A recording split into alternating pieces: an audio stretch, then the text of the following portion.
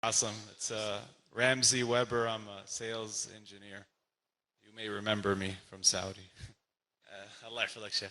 Jazakallah khair for the great speech, Sheikh. My son was so excited he wants to die now and go into Jannah. But real quick, Sheikh, I mean, many times we see on the TV many kids from non-Muslim countries dying, as we saw last week in the news with the ferry disaster, almost 200 kids dying. As a coping mechanism that I use when I see such things, I always think that these kids have been picked to go to heaven because they die before reaching puberty.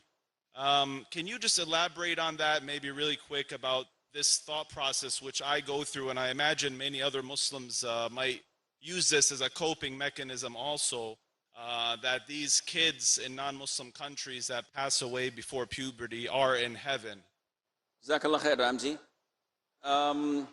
It's an issue of dispute, and this is the easiest way of getting out of trouble.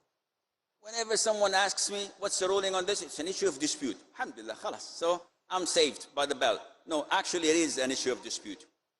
And in a nutshell, we as Muslims cannot say that this individual is in Jannah or this individual is in hell. Not even XYZ of a kafir country or a leader. I cannot say. I do not have carte blanche to put people in Jannah or in hell. Otherwise I would have been much richer than I am. I wouldn't be here speaking to you. But the fact is, we can only say that Abu Bakr is in Jannah, Umar is in Jannah, Uthman is in Jannah, Ali is in Jannah, Bilal is in Jannah, etc. Those whom the Prophet told us, we are hopeful and wishful that people who died after being righteous and pious, that will be in Jannah, but we cannot affirm that, to say, yes, definitely he's in Jannah. So from this general rule, scholars differed when it came to the children, whether of the believers or the disbelievers. The disbelievers, the majority say that they're in Jannah. Why? Because they follow their parents and by default they're Muslims, they're admitted to Jannah. But there is a hadith of Aisha, may Allah be pleased with her, and other evidences that restrict us against saying this. We are hopeful and wishful.